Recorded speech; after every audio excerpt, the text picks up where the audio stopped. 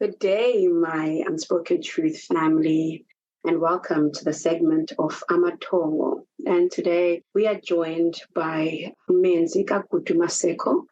And just before he welcomes himself, today we're tackling the topic of toxic masculinity in religion and tradition. And what brought about this topic is an African gesture, or should I say a custom. A while back, a few weeks ago, I went home and I was visiting my mother and my father. And when I'm at home with my husband, we do the urban way of life. And when I go home, I still need to be an African child to my parents. So it was time for dinner. And I then had to remember, I had to make sure my father washes his hands and I have to kneel to do so. So as I was partaking on this custom, something came to mind and I wondered, would my father and my husband kneel down to us for us to wash our hands? And that's what brought the topic of, is religion and tradition toxic masculinity? So just before we jump in, let's welcome Umkhulu. He's been an awesome guest and a friend to the podcast for a while now. And I wanted him to just, grace us with his knowledge, because that's what we're here to do, to learn more, to be better abantu bontu as best as we can. Unjani mkhulu? Siphilile singezwa nina siyacamagusha.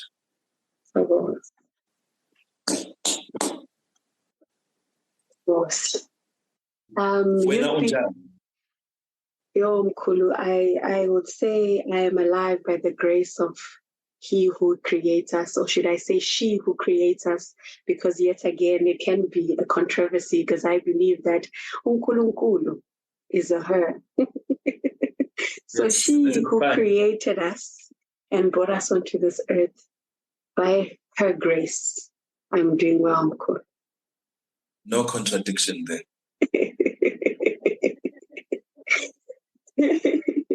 So let's just dive in. Firstly, before we dive in, I've actually realized I never asked you how you'd like to be called. I have, from the first time I got to meet you in the sessions that you hold, I assumed to call you Umkhulu because of your co-host who would call you Umkhulu. And then ever since then, I have just decided to call you that. And I never got the chance to ask, what would you like me to call you? A respectful Baba Maseko. It is okay. I do not mind being called Umkhulu because I've been called Umkhulu since I was a little boy. It is the way of our people. It's customary.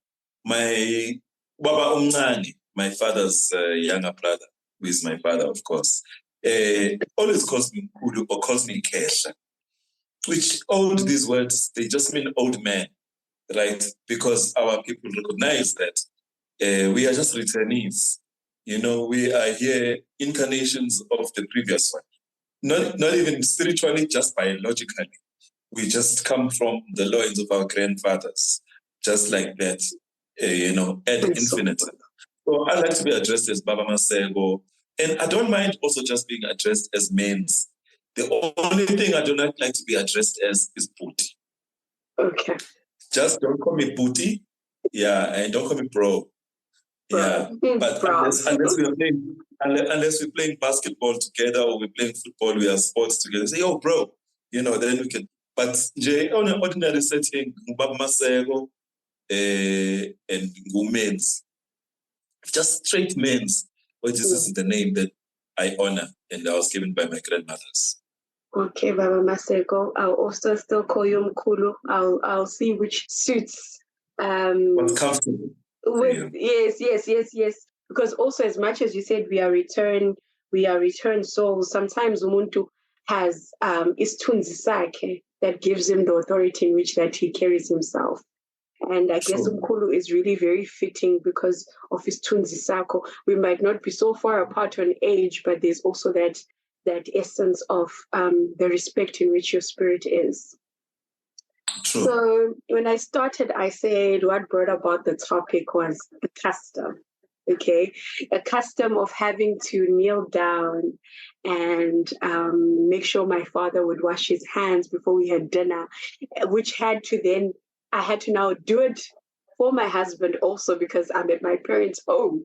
I can't show them that I don't do this at home, modern. I mean, they didn't raise me that way. So now I need to show that I still can do it. And which shocked my husband because it's like, I've never seen you do this. What is this?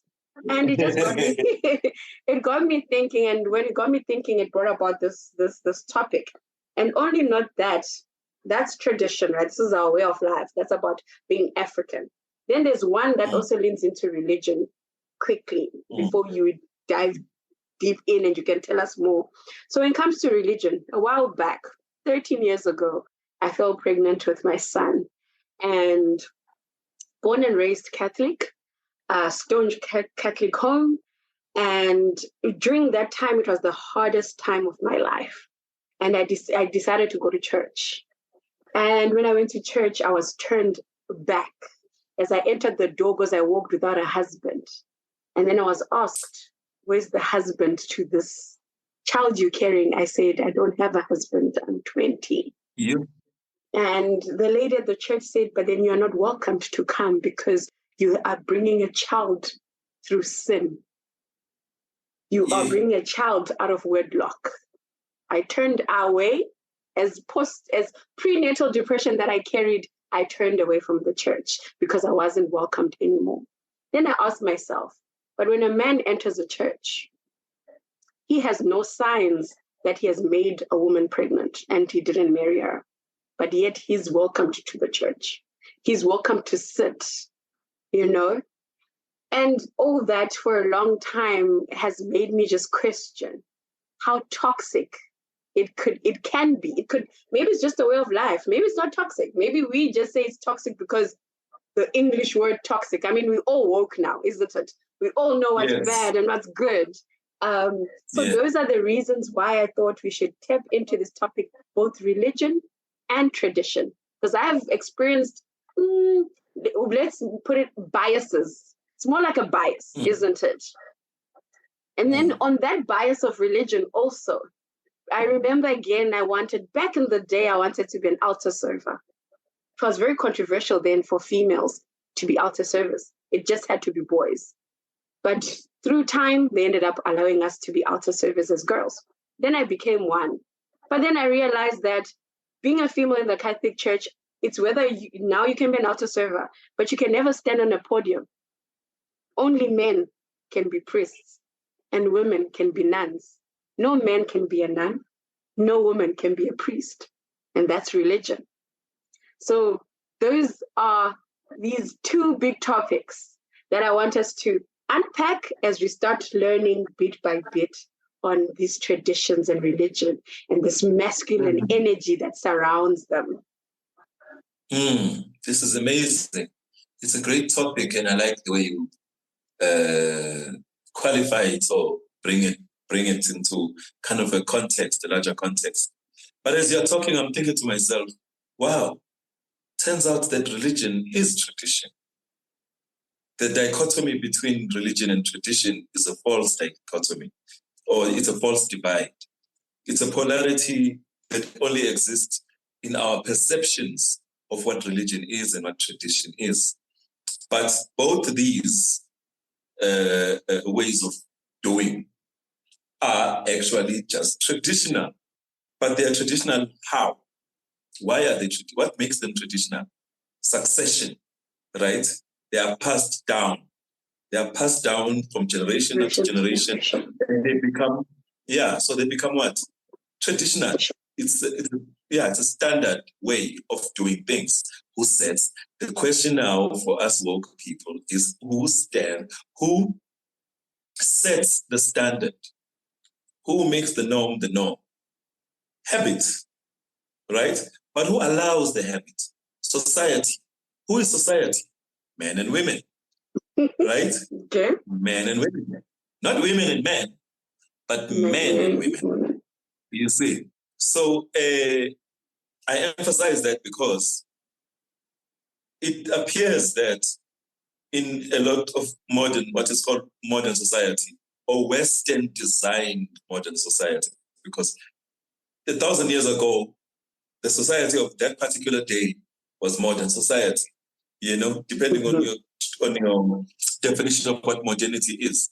In Zulu, Zulu we say ismanje, which basically means the now, the way of the now. Yeah. Ismanje man, right? So there was even styles, hairstyles. They'll be called ismanje manje. My mother used to tell me there was a dance that they would do. It is called ismanje manje, which basically means the now, the present, the trending, right? So in Western society, which is the mode which sets the standard for the way we are living now, culturally, materially, economically, in many standards, it is the man who sets the standard, but it is the white man who sets the standard, not just men in general, because other men are only, when I say other men, I mean men of color. Black men, brown men, Asian men, or even Muslim men of many different ethnicities.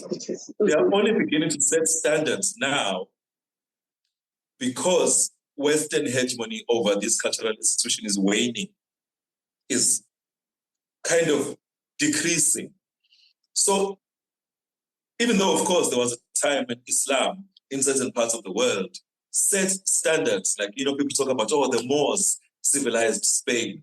Civilized Spain, they brought mathematics, they brought morality, certain kind of moral codes, they brought sciences, they brought a certain kind of architecture, right? The Moors being Black Muslims of a certain era, right?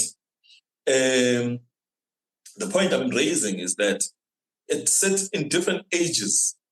Tradition is set by different ruling classes, and most of the ruling classes are generally defined as the men of power within that society. So it's what you experienced was just a symptom of patriarchy within the Catholic Church, which, of course, was manifesting in other spaces too, not just in the Catholic Church, in the church generally. Where do they get it from? They get it from the scripture. What did the scripture say?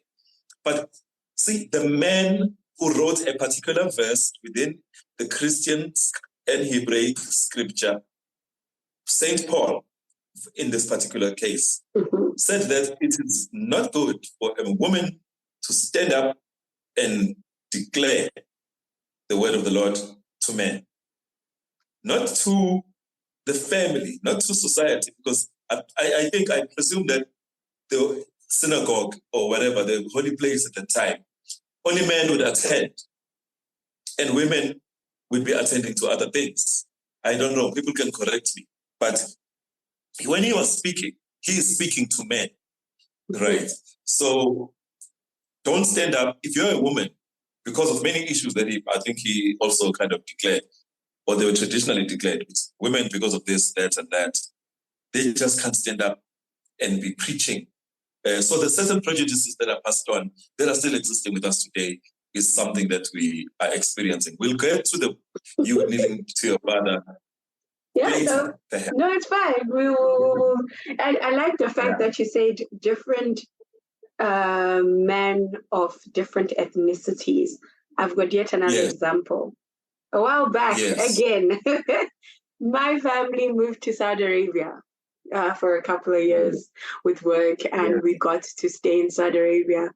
And obviously, we know it's a Muslim state. And did you wear the book? Everything, head to toe. Okay. We've got no choice. We stayed in a compound that was protected by soldiers, a British compound. Wow. And we had to so we had to be escorted to the shops, whatever, which was perfectly fine. That wasn't my issue. So my issue was me, my mom, and my sister needed bread and milk, but we can't go to a shop and buy bread and milk. So we'd go to the shop with my brother. At that time, he was about 7 or 6. So we'd get to the shop, we get the items, we stand back, And my brother at that age pays the food because we're female. The shopkeeper is a man? The shopkeeper is a man. Okay. Then he pays, and then we walk out. And walking out doesn't mean we're standing behind him and looking dead straight in this man's face. No, like any other person. Even if we're not Muslim, we had to go according to their customs and their traditions and adhere to it if you do not want trouble. So when you say that, yes. every different, it just brought that that experience. I've had a few experiences where men of power. Oh boy. It's true, you know. But I mean, Saudi Arabia is Islamic state. So that's their way of life, right? I wouldn't know what they do, but this is the experience that I got.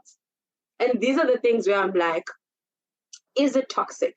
Is this, it's like this universe is full of toxic energy, toxic men energy, toxic traits and attitudes and belief systems that were designed only to benefit the man, never benefit the woman. Okay. I don't want to say that don't get emotional. I don't want to do that. It's a very toxic thing to say. Don't get emotional about it. Let's stay ready. You're ready. First gear. The book you shared with me, we'll say the title at the end of the podcast. There's one part that got me when they said, or she says, we hold men hostage with our wombs because we decide to bring life. I said, but then did I choose to give birth? The universe could have made men give birth. Why women? Why do we have to give birth? And then yet we are told we hold men ransom because a womb in which we give life, that then creates the ego of I have brought life or I have a loin to my name, right?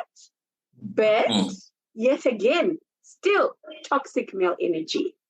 Has a man ever asked a woman, do you want to have children? No. He says, I want children.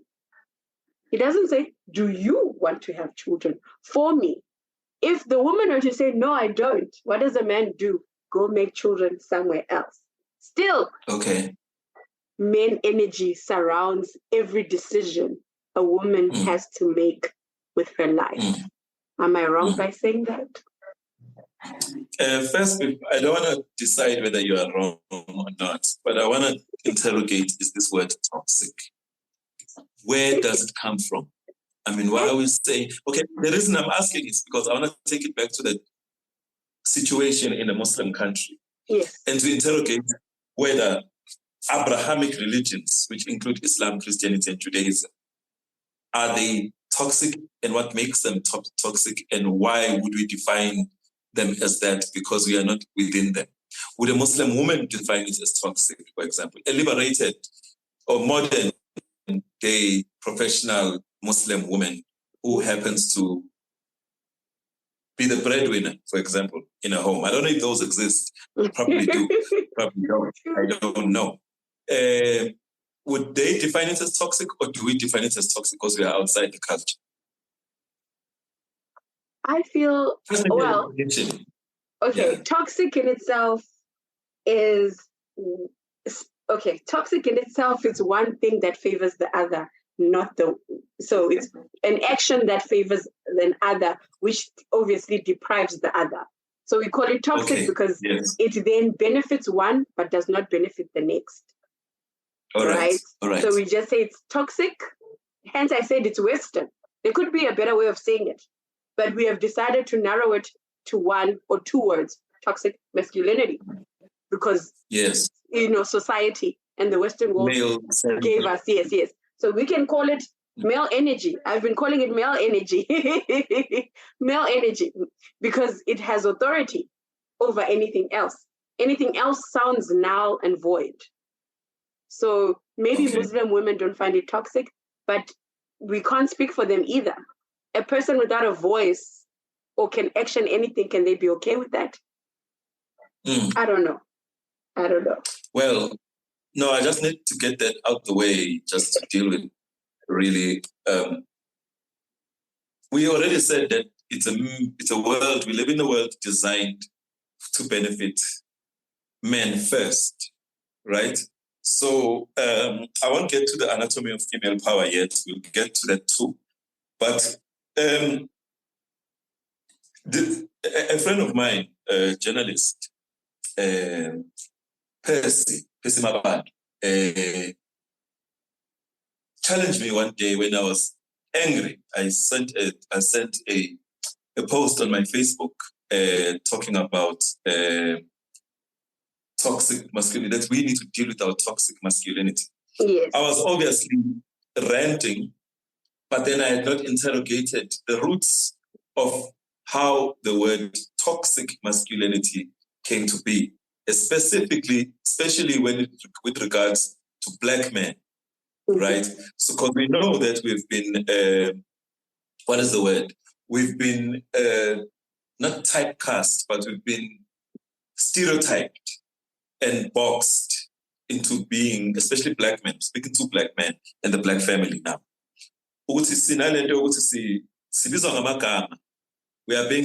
become defined by the other. We have become defined by people coming from outside of our society, and they define us as this.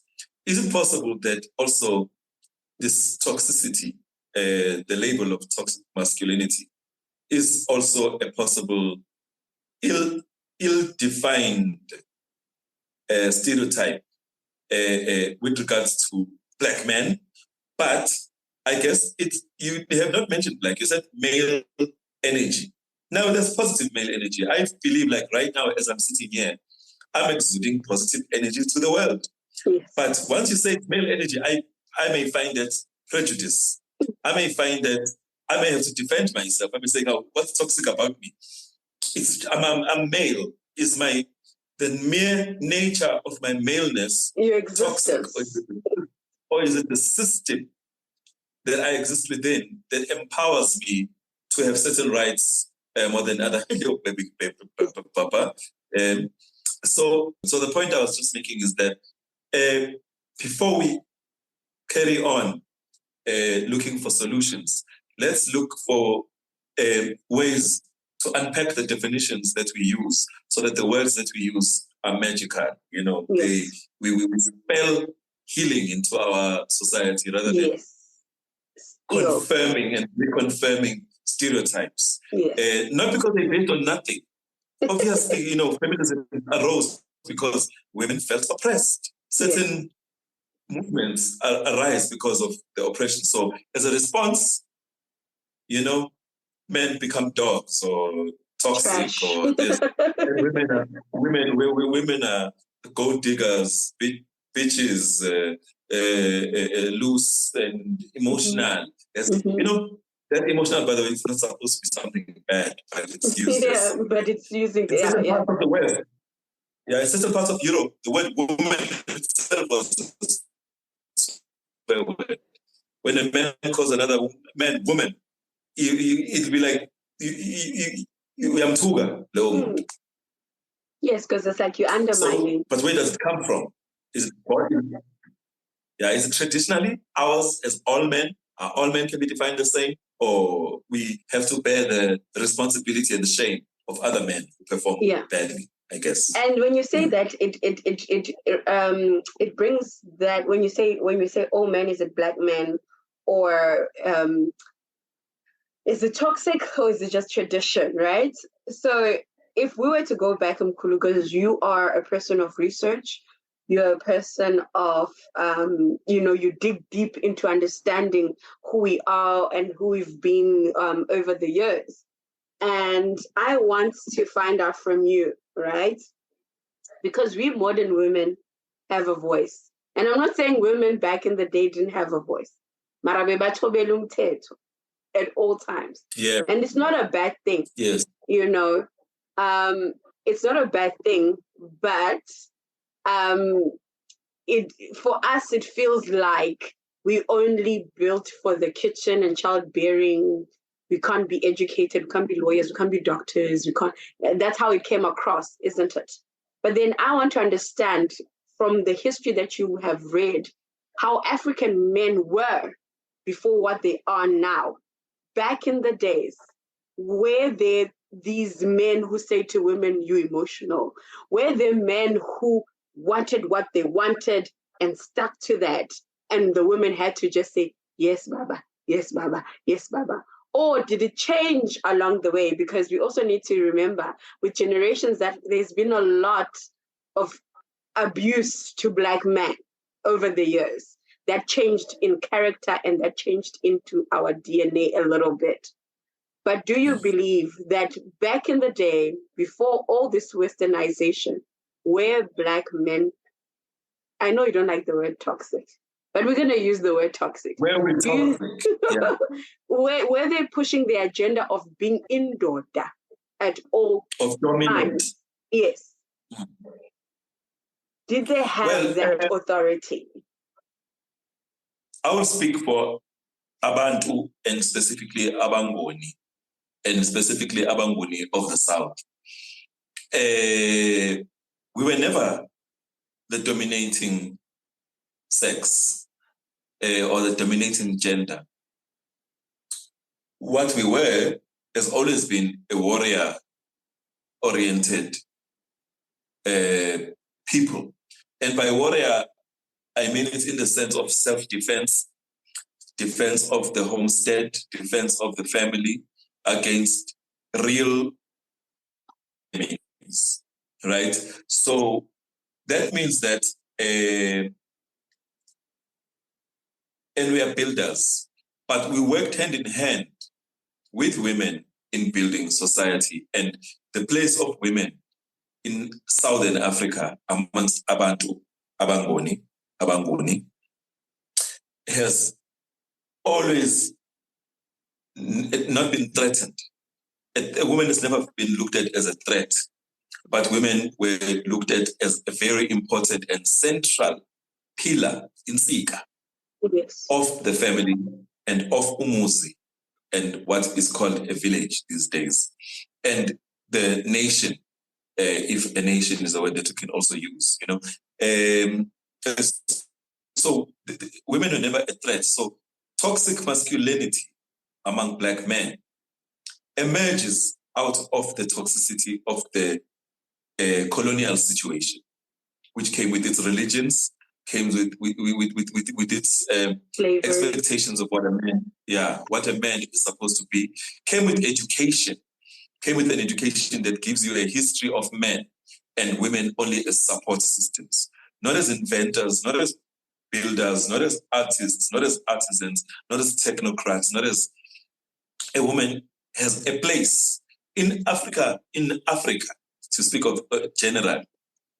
A woman's place is in society, at the center of society, both in the foreground and in the family thing. So the whole issue of childbearing and raising and making life within the family has never been looked at in Africa as being a subservient position.